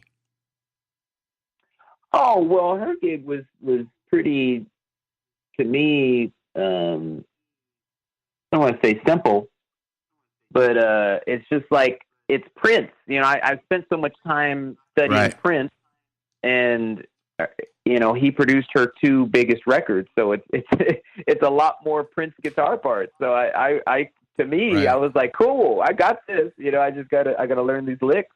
And so it was a lot of fun. That was one of those random kind of things that pop up. I played for her on the cruise because I was in the house band, and then her guitar player, who's been with her quite a long time, Nate Mercereau, at least at that time, he had been with her for several years. He had his own tour for his own band, so they were looking for somebody to fill in. And so it was fun. We did a 3-week tour of Europe. And, we had a blast. It went all over France, Germany, I think the Netherlands, England. And, so that one, I mean, not that her music isn't it's challenging. She's got some great tunes, but in terms of sound and approach, to me, I was just thinking Prince, and I was, that got me in the zone right there. Very cool. Now, and on that band, how long ago was this tour that you were on with Sheila? I did a 3-week tour with her. That was back in November of 2013. And so was my boy Eddie M on saxophone with you at the time, or who was the house band? No, I don't know what he was doing. We didn't have a saxophone on that tour. So we just had and we didn't have, it was a smaller group. You know, I think maybe the budget was lower or something. There was no background vocals and there was no sax. So, you know, we kind of went out there and roughed it, I guess. But it was fun. We had a good time. Right. Cool. Let me ask you this question also, based upon your own gig, or it's playing is playing. So let's step back just for a second here. Let's go over the harder gig, which I'm going to believe is your own, just for the fact that you are now at the helm of doing everything else. So share with the listeners out there and kind of give them a vibe of what it's like to step in the shoes of Adam right now on the day of performance. take us from the time you wake up in the morning and kind of get us through the day at exactly what you do to prepare, what you do during sound check, and what do you do and don't do before performance. Would you share with us, please? Oh, definitely. Yeah. Well, I try to stick to a routine. I mean, there's a lot that goes into doing your own show compared to, I mean, when I'm on tour with somebody else, it's very relaxed. Everyone tells you where to go, and you just go to sound check and then fill out and then do the show. For me, it's a whole separate set of circumstances. I have to, make sure the band is cool. Some of them might be calling, hey, where's the place? Then I got to get the sound check set up. I got to get the tracks going. That's usually the biggest challenge is hooking all of that up. Run the band through sound check, go through the music. Then I have to find where to sell CDs, check those in. I have to get paid. The vast majority of the time I've gotten the deposits. I need to get the other 50% before I play, ideally. So you got to track the promoter down, get your check, then eat, but just a little bit. I don't like to overeat because in my live show, I'm jumping around, running all over the place. I don't want to have a heavy stomach. Right. And, so it's there's a lot that goes into it. Then you got to get changed and put your show clothes on, so it's when I get to the end of the show and then you get to the end of the show, then you got to sign CDs. So it's an all day event, and, I see why, it's not for everybody. It's something I always wanted to do. And, but it's a lot. It's easily 10 times as much as when I just go play guitar for somebody. It's like flipping a light switch. It's like the easiest thing, especially if I already know the music. It's like I just show up and just do it, and being an artist, it's a completely different set of circumstances, but I love it and I'm committed to it. And it's, like I said, I feel fortunate for the forward momentum and I'm having fun with it. And Adam, when you are doing this gig itself, other than your wife and the babies and such and family, do you welcome guests before the show, or are you strictly an after show situation? Oh, either way. I'll see people before. I mean, I was just up in Oregon, and a lot of my family came by the show, so I ran out and saw them right before I played. So it depends on the venue too. Right. I mean, sometimes it's real easy to get to people. Sometimes I don't want to deal with it. It's like, and then it's been, some tours I've been on where they say, you only can take guests before the show. And then I had a good friend of mine. Right. I won't put him out there. You know him. Everyone knows him. I told him very specifically, get there before the show if you want to say hi, because I was on tour with somebody, and if he wanted to see me, but he wanted to say hi to the artist. So sure enough, he was late, and then he come up to me and wanted to see, say hi after. I said, I told you. And then he's trying to guilt me. You dig? It's like, so it depends on the venue, it depends on the tour, and it's like, it's tricky for me too after, because I have to sign CDs. So it's like sometimes somebody wants to see me and talk my ear off, and I'm trying to work my way through the CD line. So it, but everything works itself out for the most part. Adam, do me a favor, man. Tell me about the last live show that you went to as a listener, not a player, but as in the audience, that literally kicked your ass. Who was that band? Do you remember? Oh, well, I had such a blast going to Indonesia in March to the Java Jazz Festival, which is one of the biggest festivals on earth. And I did my own music. I did a double bill with Brian Simpson, so we split the set. And then I played for Kirk Whalum and Rick Braun. And man, Kirk just killed it, as did Rick. But Kirk was just incredible. But you asked that I saw while I was there. The reason why I'm bringing all this up is I had a chance to catch the Chick Corea Electric Band, and I had never seen them live. I'm a huge fan. I've transcribed a lot of, actually one of their earlier records with Carlos Rios and Scott Henderson before Frank Kimbali joined. I transcribed a lot of Carlos Rios licks. But anyways, to see them live was unbelievable. It was pretty cool. To see them able to do all that, and in such a big room. They were in probably a 5,000 seat room, so with all the sound swirling and everything, they were really tight. They sounded great, and what was really cool about that is over the course of a couple months, I got to know Eric Marienthal, both on the Smooth Jazz Cruise, and then I ran into him in Indonesia. Right. And so he's been calling me for stuff late, and that's been a lot of fun too. So that was really cool. The couple months in earlier this year. But yeah, to answer your question, the Chick Corea Electric Band was incredible. Yeah, my dear friend for years, Michael Paulo. Michael loves Indonesia and the Java Jazz. He's been on it, I think, virtually almost every year, and he says the audience reminds him in Indonesia very much of the audience in Japan. They get there, they listen to music note for note, and it's almost like they, singing along on songs that have vocals, and that is the beautiful part about it. I know you as a musician and so on stage, and there's times where you're on the stage, probably more times than not, when you're on that groove and you're in that circuit of players on stage where you actually, it's so good that you forget there's an audience out there because it is so good on stage, and you're blessed to be playing with these iconic players, And do you still get excited? Do you still get that warm, fuzzy feeling inside when you know the band, excuse my French, is fucking killing it, and you realize that you're part of that band that's killing it?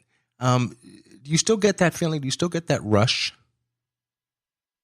Oh, of course, yeah. And whenever if a time comes where I'm not feeling that, then it means I'm probably on the road too much. I need to cut it down a little bit. But exactly. No, I love it. It's a blast. It's a thrill. And like I said, when you get the audience going, sometimes you just catch fire. It's happened to me playing for people. One of the times I remember I was at the Hollywood Bowl with Phil Perry, and man, it was like, that's my boy. Everyone knew their role. Everyone played the part, and it was killing. And then there was, 10,000 people too. So that didn't hurt. But Sure. then, it happened for myself. I did the Newport Jazz Festival, maybe, I think in May, Newport Beach Jazz Festival. Mm-hmm. And some of the regular guys that I usually have play for me weren't available. So I had to call a rehearsal and a really incredible drummer, Dave Hooper, but he'd only played with me once, and it was maybe a year or two earlier. So, and drums is a big one, obviously, making sure we're on the same page. So we did a rehearsal. Rehearsal was cool.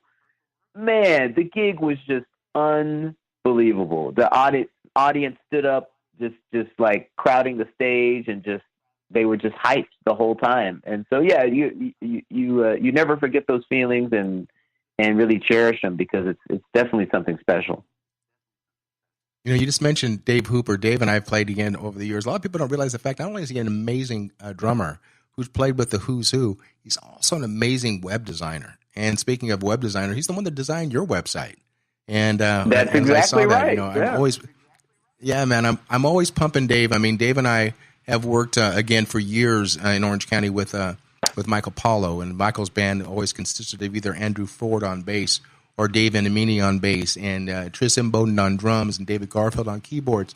Am I dropping names? Yes, man, because these are the guys that I used to hang out with, or as a young man used to go sneak in, being the Armenian Italian that I am, that I had hair on my face at the age of 18. I was hanging out at a great club called, and it's still moving like crazy, called the Baked Potato. And there's so many unfortunate clubs have closed their doors in L.A. There's very few even out there anymore that support music. I think we just lost Cafe Cordial earlier this year, and it's like, where are you going to hear this great situation of music that's out there? There's nothing better than live music, man. There's nothing better than music that soothes the soul. And so with that said, I'm real curious to find out also, Adam, if I go ahead and I steal your car, or I hijack your music player, what am I going to hear? What is Adam listening to as we speak? Oh, wow. That's a great question. Well, it's usually whatever the next gig is, although lately I've been doing mostly my own shows. So that's been my answer to people for a long time. It's usually what the next artist I'm working for. But now I'm listening to a lot of music for inspiration for my next record, although I'm almost done with the writing. I would say I'm 95% done with the writing. But I've been listening to a lot of new music, pop music actually, but not just any pop. Like, I love the resurgence of the 80s in terms of tonal qualities in production in so many artists out there. I mean, you see it everywhere. You know, obviously Bruno Mars is the first one that comes to mind. So, but I just love the vibe that's out there right now in pop music, and well, specifically with the artists that are going after those sounds. And The Weeknd too is another one that I mean, obviously his music is new, but specifically the drums, he's definitely going for, you know, kind of that throwback. And so that's something I've been focusing on my record, and I've actually been listening to a lot of those guys, a lot of because that's really the direction this next record is going to go. And I think going forward, you know, I'll probably have themes to my different records. My first record was just, let me make a great first record. This next one is definitely oriented towards groove, and I had more of a variety on my first record. You know, there was a kind of a more kind of Latin-esque kind of tune. There was kind of almost like a foreplay kind of tune. There was like a Euro dance beat, you know, there was some groove stuff.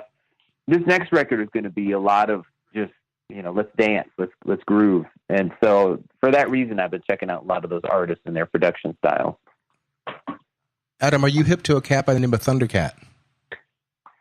Oh yeah, he's incredible. Yeah, his brother Ronald used to sub at my church where I play in Inglewood, and I met Thundercat once.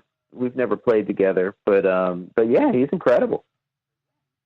I only say that because I got a call from Mike McDonald, and Mike said to me, "Hey man, I'm going to be on Fallon." This was last month, 2 months ago actually, with Kenny Loggins, and we're going to be joining this guy by the name of Thundercat. I had no idea who this guy was, and so my wife and I are sitting you're missing out, man. He's bro.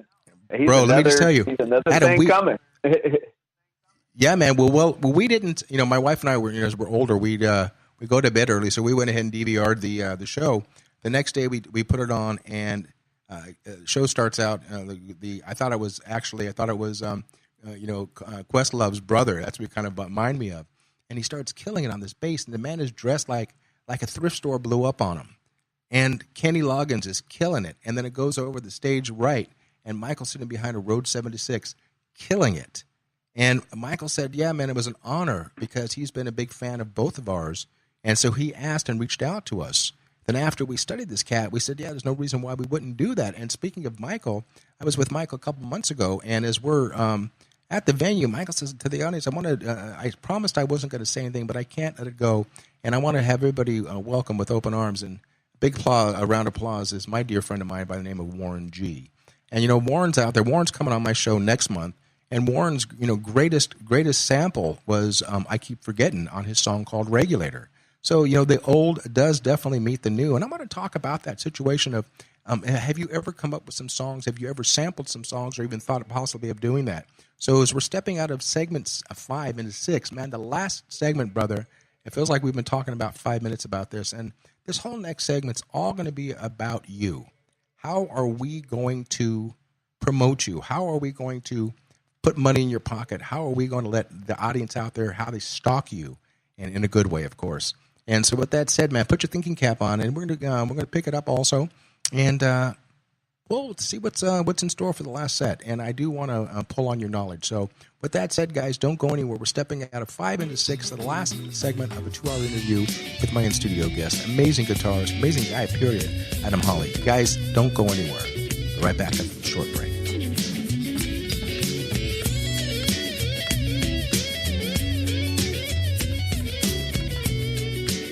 Hi, this is Tim Dolbear, host of Sound Experience here on Intertalk Radio. And Source Connect by Source Element is the essential tool that we use to link between my studio in Austin, Texas, and the WS radio station in San Diego. Now, with Source Connect, not only can we communicate in real time and with HD audio, but it's synced up and is of a high enough quality that I can use it for real-time ADR work, remote recording, and overdubbing, and it even allows me to remotely control a DAW. Source Connect by Source Element. Affordable, high-quality audio and video connection over the internet for all of your production needs. You know what's all around you every waking moment of your life? Marketing. You're choking on it. I'm Scott Robertson, and when it comes to strategic PR, branding, and marketing, I've seen it all. And actually, I'm still seeing it because bad marketing never sleeps. Join me each week on May the Best Brand Win, right here on Intertalk Radio, and learn how to make the marketing for your brand unforgettable. Make this your vinyl night.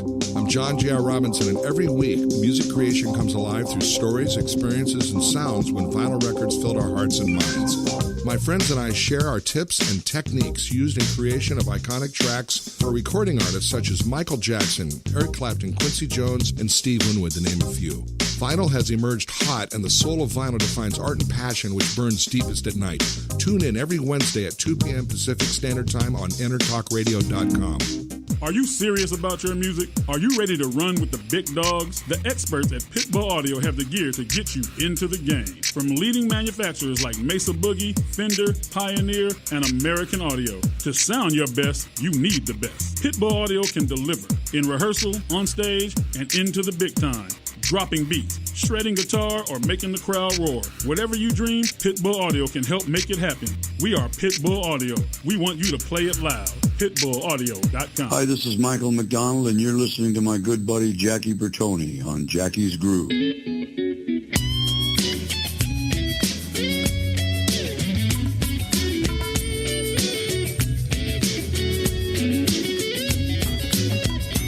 Welcome to Jackie's Groove. Come journey with us through the rhythm of the music business with your host, Jackie Bertoni.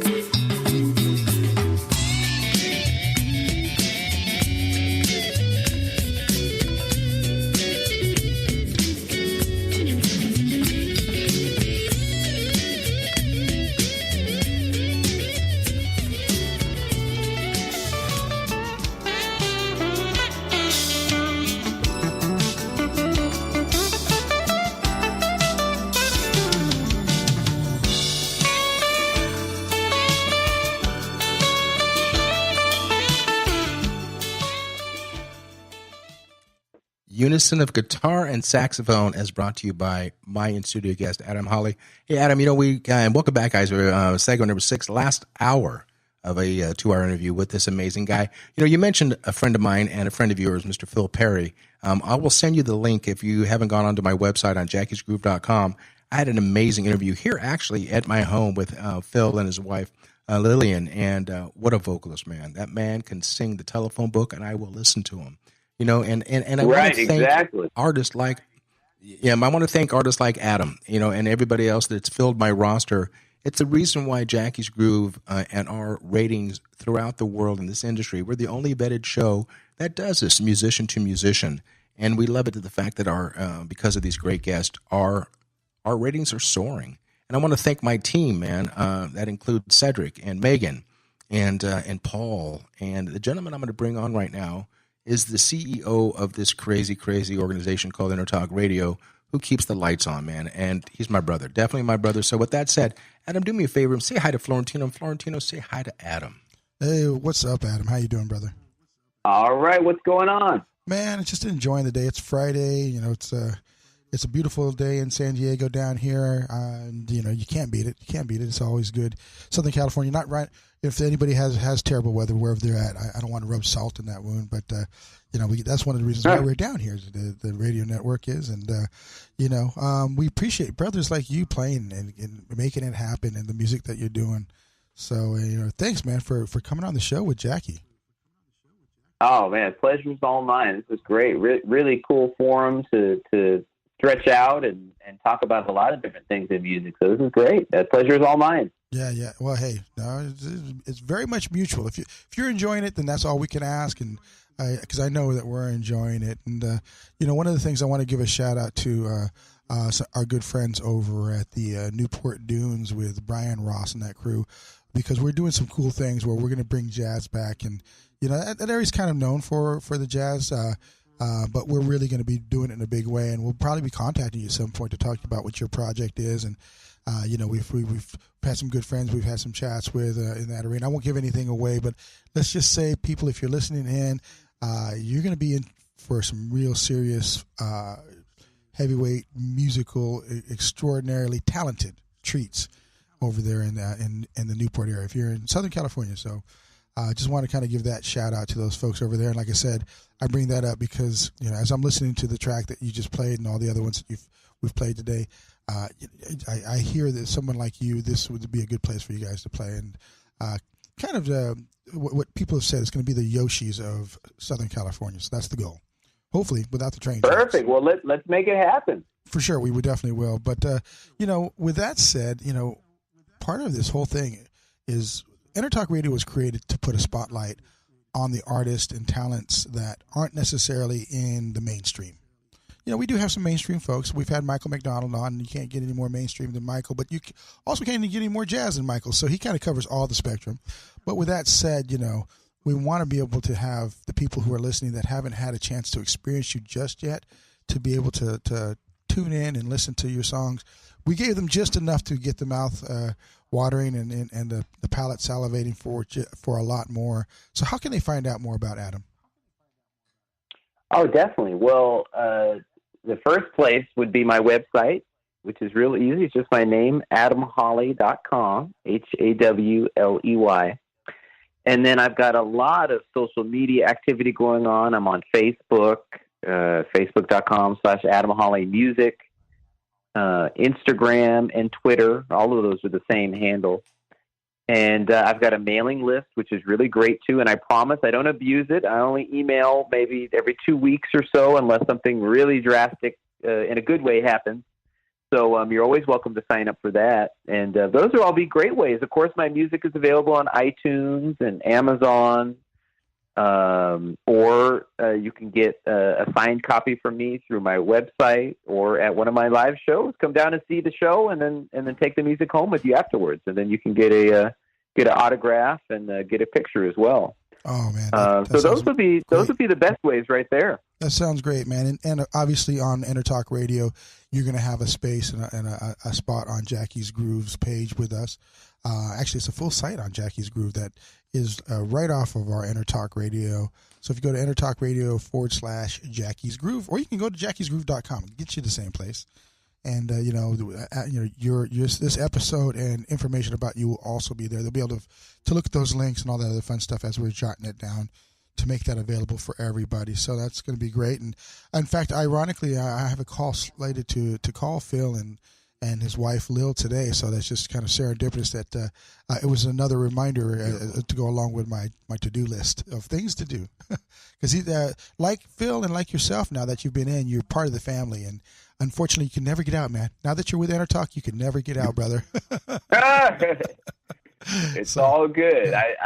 I appreciate you having me. So it's the honor's mine. Thank you, brother. Well, it's so funny because that's exactly what happened to Jackie. He came to do an interview with me back in the day, and next thing you know, what happened. Jackie's a radio show host now first before he's a musician. So okay, it's all good. Brothers, much love. I'm going to pass it on back to you, man. You have an enjoyable rest of your show. All right. Thanks so much. Thanks, brother. All right. You're welcome, bro.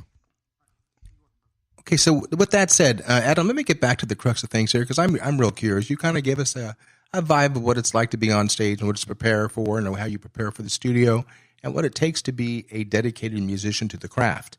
And I don't want to sound like our parents by saying, I don't understand today's music, but I'm going to tell you, I do not understand today's music. Kids out there, as I said before numerous times, you're not going to be famous. Very rare that you're sitting in front of a monitor and going on a thing called YouTube. You got to get out. You got to get your asses kicked. You got to get bruised. You got to get beaten up, and you got to have doors slammed in your face to grab that thick skin that it's going to take to persevere in this industry, and most importantly, to stay relevant. As we talked about before, Adam, Michael McDonald's got a new album coming out on September the 15th called Open Wide, in which he recorded this completely analog. And also my dear friends Styx, the rock group, the legendary rock group from the 70s, who are still selling out arenas. And their new album called The Mission, in which we're very proud to be part of the promotional situation with them, once again, recorded all on analog at Blackbird Studios in Nashville. In fact, a lot of the musicians brought out, Ricky Phillips, the bass player, brought out his old P bass that he hasn't used in years because he wanted to get that sound, the organic sound of Styx and how it grew up. So I think that is the fact, is why you're going in these venues like Journey and Santana and Styx and so on, and you're seeing these people still selling out 19,000-seat venues. There's a reason for it. People, it's real music played by real musicians, and it's really, really good. And so with that said, I have to ask you a question, Adam. What is it with these kids nowadays? And I know I'm sounding like an old fart, but did they understand what the word bridge is and also what melody is? Am I just kind of being a little bit too crotchety right now? Am I missing something? I hate to disagree with the host, so I don't want to get disconnected. Please disagree, baby. No, I disagree. I think there's a lot of great music. I think it's just you just got to look for it, and you got to know where to look and be a little bit more patient. The difference to me, it's not that there's not great music. There's so much more music out there because anybody can make an EP relatively inexpensively and put it out and publish it and have it on iTunes and have your CDs available or have a SoundCloud. So there's really a huge influx of music and all of it not great. So you have to wade through it and find. And the other challenge too is that now that the budgets are not there with the record companies, there used to be a thing called artist development, and they wouldn't let you they wouldn't let your record come out and let you do a live show until you had made a great live show or had made or they would help pair you with songwriters. I mean, if you look at Motown, they had really perfected that model. And nowadays you have to have basically a finished record that's already got some buzz to get signed, so you've had to fund it yourself, which means, that's less money than 10, maybe 15 years ago would have been spent on a record if somebody would have signed you. So it's just a different paradigm now. In some ways it's more open. Anybody can put a record out, and that can be good and that can be bad. So I think you just got to dig a little bit more, but man, there's so much great music out there. I mean, you mentioned Thundercat. What he's doing is incredible. Some friends of mine from USC, they got a group called Knower, which is just really crazy, unbelievable stuff. I mean, Robert Glasser really blew a lot of people's minds not too long ago. I mean, the new Bruno Mars record is great. The new Justin Bieber. I mean, everyone makes fun of Bieber and his personal kind of challenges aside. His most recent record is unbelievable. So let me just say, by the aforementioned artists, got to look for it. Yeah, but the aforementioned artists you just mentioned, I mean, understand, let me retract. And yes, it's okay to disagree with me because God knows I don't walk on water, even though I think I do.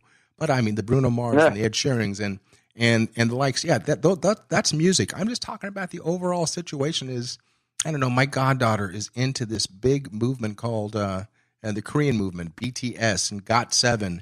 And I look at these kids and I just don't get it, but I have to support her. She's my goddaughter, and she's so excited that Warren G is going to be on, because Warren G produced one of the groups called BTS, which she's got a crush on. But again, I'm talking to deaf ears when I talk to her about what the good music is, and so let me retract that. Yes, I agree. There's a lot of great music out there, but there's more shitty music out there, and you have the option of just turning it off. If you don't like what you're hearing, turn it off. And so let me retract that as saying, but again, too. There's nothing old. There's nothing better like the old music, in my opinion. And with that said, I want to ask you this question, which is very, very important to me. If Adam Hawley wasn't playing music, wasn't in the music business at all, what would Adam be doing? I literally have no idea, because that's all that's all I think about 24/7. And I mean, I'm sure I had really good grades in high school, so I could have done anything. I could have gone into business or law or something. But I eat, breathe, sleep, whatever the saying is, music, and it's nonstop. So I love it. So that's it. Cool. And I think it's a great answer. In fact, you just mentioned a couple of minutes ago about some friends of yours that have USC, this new band. We're really proud here on Jackie's Groove. Every Monday, I have what is called Emerging Mondays. And we've really reached out to the up-and-comers that are killing it in the industry. And in fact, coming up at the end of the month, I've got Michael McDonald's son, Dylan McDonald, coming on. I used to hold this kid in my arms, showing how old I am. And now I'm featuring him on the show. So with that said, brother, please reach out to your friends. I would love to interview them and see if I can put their face and their music in front of the audience worldwide. I'd be more than happy as a favor to you to do that. So I'm putting the olive branch out there. And with that said, let me ask this other question. I want you to think for a second, because I remember my day, where it was and exactly what song it was. But I want you to think for a quick second where you were, what you were doing, and what song was it the first time you heard yourself on the radio? Oh gosh. Well, it would have been on, because unfortunately we don't have at least where I live in the IE, we don't have a station that we can pick up this terrestrial. So it would have been satellite radio. I'm sure I remember where I was I would have been driving. No, I take that back because, like I said, Dave Koz was the first person to play it on satellite radio. So I remember I was feverishly trying to sign up for it, and I was on the phone with SiriusXM trying to pay them to get an account. And I think I got it working just in time to hear him play it. So I was actually at home. That's so cool. And I was logging online because you can listen to Sirius through your browser as well on your computer. Absolutely. And so that was the first time. And then how'd you feel, it's fun man? now because it's incredible. It's an incredible feeling. I had heard myself on the radio earlier because I played on Rick Braun's record that came out maybe a year before mine, and he had several number one hits. So I had heard myself play on, and that was right before the Waves stopped playing instrumentals. So I actually heard myself on the Waves playing a few guitar licks for Rick Braun. So that was cool. But no, definitely, it's even bigger for my own record, and it's incredible. It's every time it comes on, you kind of pinch yourself, and oh wow, and sometimes they kind of fool you. It's like they start saying, "Yeah, we got some new music. You might like this guy," and then then it turns out they're talking about you. So no, it's always a good feeling. Right. Adam, in the last 2 minutes of the show, share with me your bucket list. Oh wow! A lot of people talk about that. I don't think about it too much. I just try to make the most of every day, and just try to get in as much as I can. I have a lot of goals. Definitely want to keep pushing forward with my own career. But I don't know. I don't think too much of too many singular things like, oh, I got to really do that. I feel so fortunate. I've already been around the world several times and experienced so many things. And so now, I guess the bucket list would just be to just keep pushing my solo career forward and keep having good momentum with that and putting out great records and doing more shows and because that's really important to me.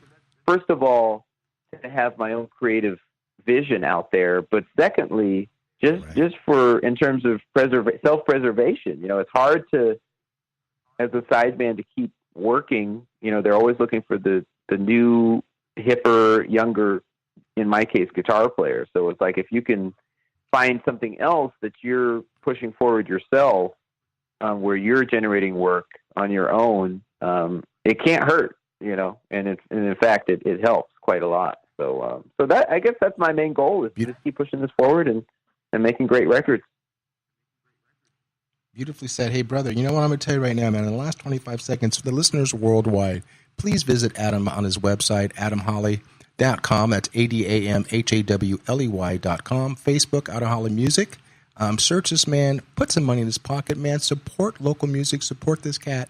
And I want everybody right now to thank Adam Hawley for joining us and gracing my stage and being put on my roster with a plethora of the who's who of the industry. You've now been jumped in, as Florentino said.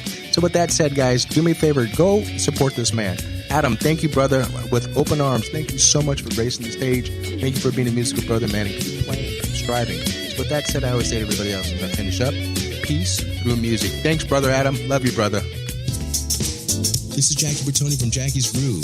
Come join me weekly on my journey through the music business as I take you behind the velvet rope, interviewing industry notables such as Al Di Meola, Michael McDonald, and Al Jarreau, to name but a few. Listen to their stories on being in the studios recording number one hits and onto the stages throughout the globe. Allow me to be your music historian. You can hear me live every Monday at 2 p.m. and every Wednesday at 12 noon Pacific Standard Time or 24/7 on jackiesgroove.com. Ready to get your groove on? Hi, this is Tim Dolbear from Eclectica Studios. I'm a full-time mixing and recording engineer. I work with Grammy winners, labels, and indie artists, using state-of-the-art digital mixing and restoration tools and the very best in analog gear.